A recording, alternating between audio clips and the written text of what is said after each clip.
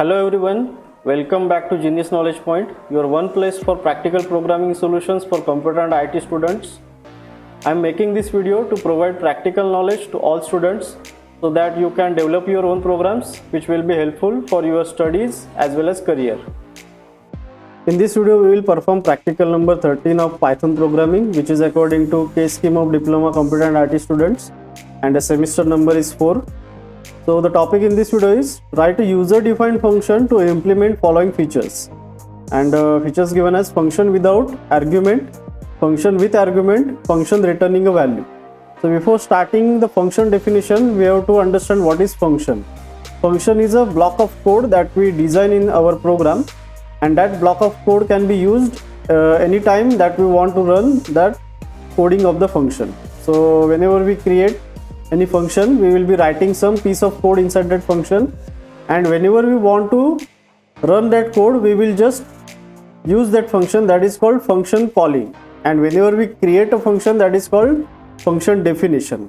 Then we will understand what is function without argument. So whenever we are creating any function, and if that function is not accepting any input from the user or input from the program, then that is called a function without argument. So it is not taking any input, it will just run the coding that is inside that function and it will display the output. Then the second type is function with argument. So whenever we send any input inside the function from outside the function, that is called function with argument. Those inputs are sent in the form of argument, and those inputs are taken from the program into function. Then that function will accept that input and run the coding accordingly, and it will generate the output. And the third part is function returning value.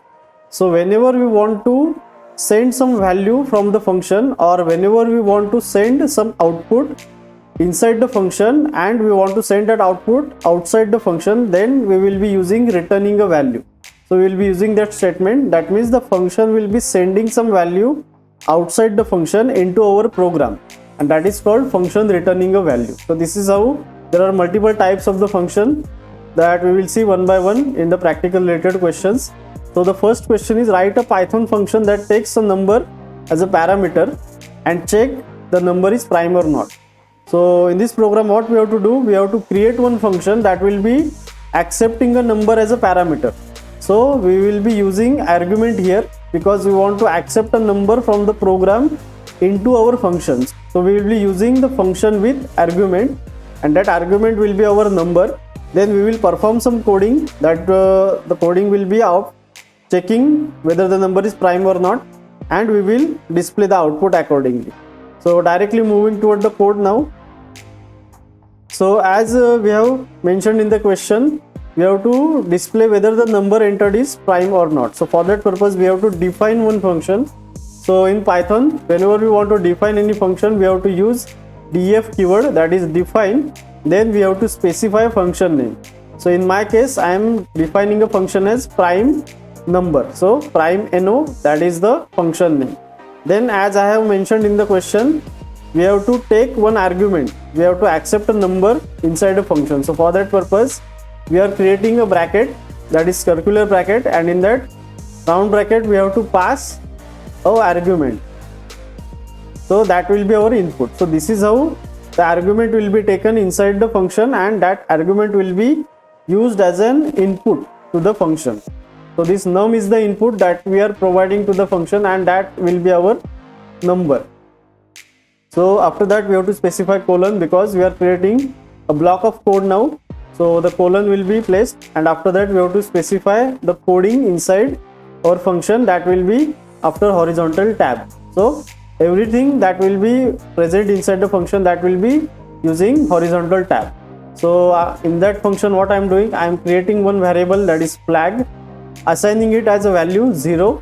Then after that, I am creating for loop. So for I in range, and in that range I am passing 2, num. So as we have to check the number is prime or not. So for that purpose, we have to check that number whether it is divisible by 2 to the number -1. So as I am mentioning num here, that means the ending value will be num -1 here. So the I value will range from 2 to number -1. So the I values will be taking from 2, 3, 4 till number -1 value is there. So after that, in that for loop, again I am going inside the for loop and I am using if condition here. So if num mod I is equal to 0, that means my number provided as an input, that is divided by this I value which is inside our for loop, and if it is divided and the remainder is 0, that means the complete division is happening here. Then I am using flag is equal to 0. So this flag value originally which is 0, I am making it as 1. So whenever the number is divided by this I value, if the complete division is happening here, that means the flag value will be become 1. And after that I am using break statement, because whenever any number or our number inputted number is divided by this I value, that means the number is not prime. That's why we have to stop the loop. That's why I am using break and I am assigning flag as a 1. Next I am using if condition, that means if flag is equal to 1, that means our number is divided by any value in the range from 2 to number -1. That means it is not a prime number. So I am printing number is not prime inside this if condition. So if flag is 1, that means I am printing number is not prime, and else I am printing number is prime. So this is the entire coding that is inside our function. So after that I am removing the tab, horizontal tab, and I am using the normal coding that is outside the function. I am using this coding. So num is equal to int input enter a number. So enter a number, that will be the message, and that number will be accepted in the form of integer, and that will be stored into this num variable. Remember, this num and this num variable is different. This num is the argument for the function or parameter to the function, and this num is inside our original program. So both the variables are different. So if you want to remove the confusion, just naming it as num1. So I am accepting the input or the number inside this num1 variable, then I have to call the function to check whether it is prime or not. So for that purpose I am just calling the function with that function name which we have created originally, and in that parameter bracket we have to pass the number that we have accepted inside our program. So we have accepted num1 inside our program, so I am passing num1 inside this parameter bracket. So this is how the function call will be happening here, and automatically after calling this function, this entire coding will run for the value which we have inserted inside this round bracket, and that value will be copied to this num variable, and the entire operation will happen on this num variable which is the copy of this num1 variable. So this is how we are doing, or we are checking whether the number is prime or not on the number which we have inserted here. So this is how the function call will run, and after that it will display whether the number is prime or not according to this function definition. So the coding is complete here. So I am just saving the code. Then to run this code I have to go to the location as we have seen in earlier practicals. So if you are using PyCharm, you just have to type this code entirely inside a PyCharm file, and you just have to click on the run button.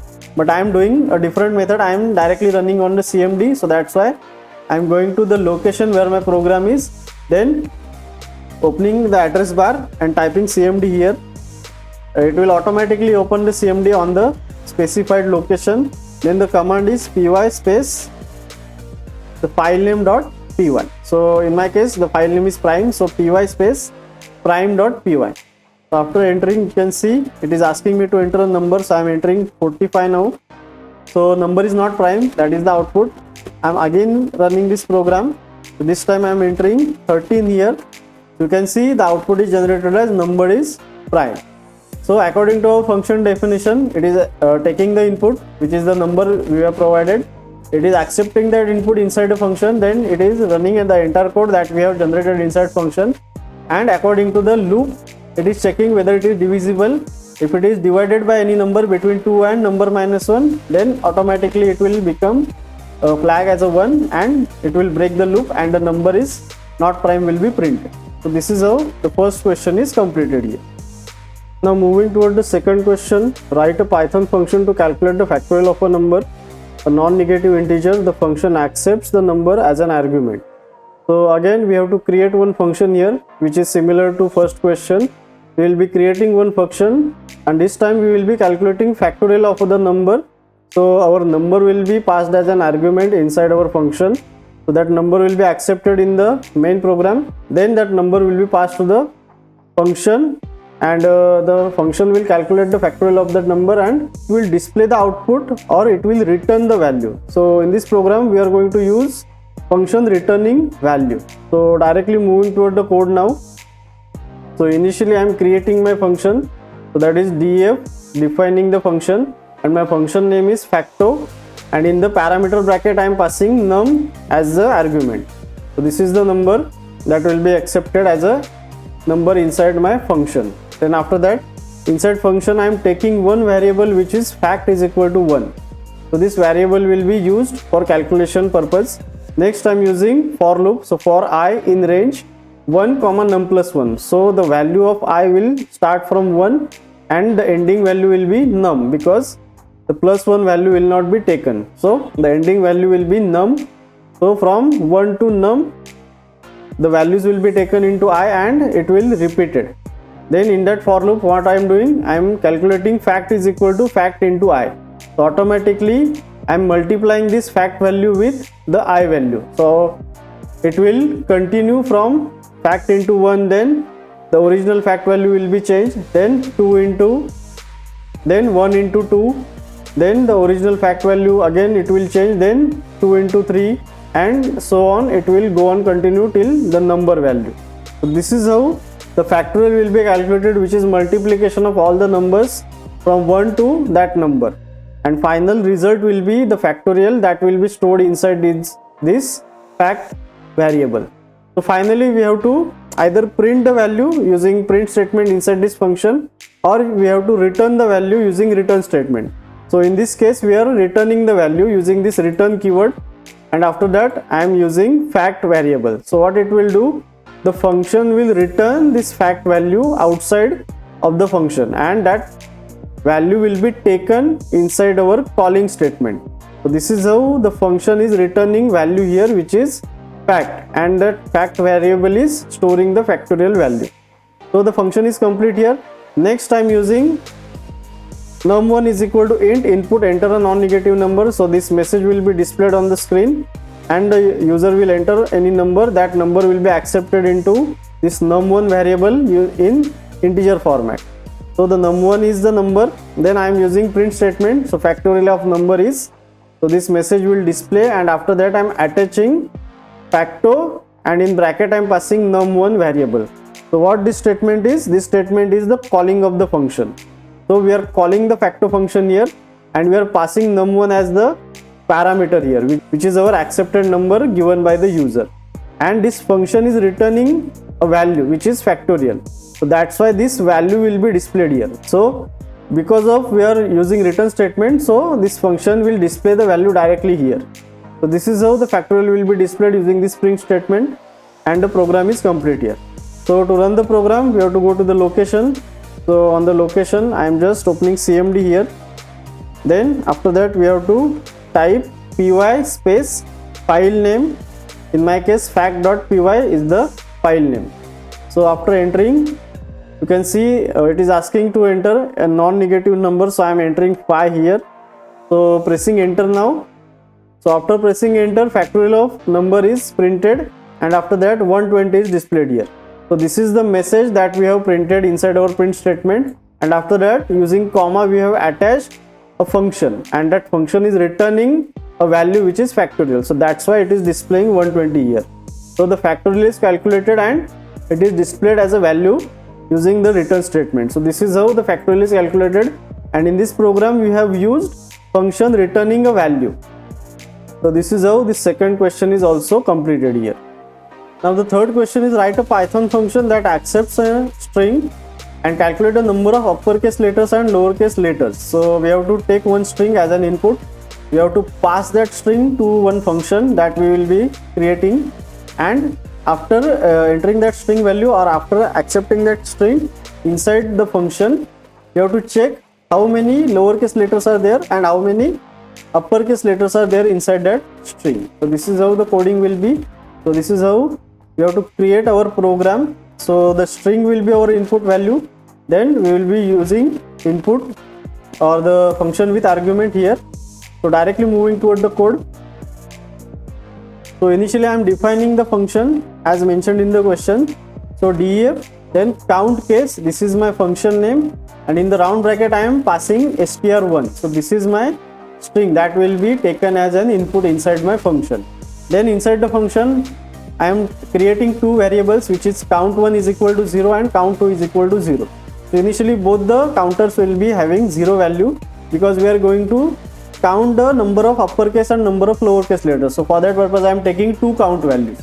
Then I am using for loop. So for I in str1, so automatically every character from this string will be taken into this I variable one by one while iterating through this for loop.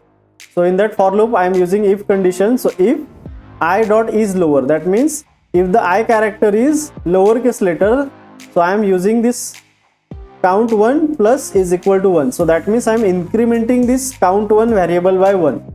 So automatically the lowercase letters will be counted using this count1 variable. And if it is not lowercase, that means it is uppercase. That in that case I am using else statement. So else count2 plus is equal to 1. So automatically the count1 will be checking whether the character is lower, and it will increment accordingly, and if it is not lower, that means it will be incremented to count2 variable. So this is how we are calculating the count of uppercase and lowercase letters. So next I am just printing the number of lowercase letters is count1. I am attaching this count1 variable after this message. So it will display the number of lowercase letters and it will display the value of count1.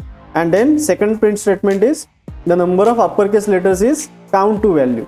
So it will display the count2 value here. So the function is ended here. After that I am going to main program.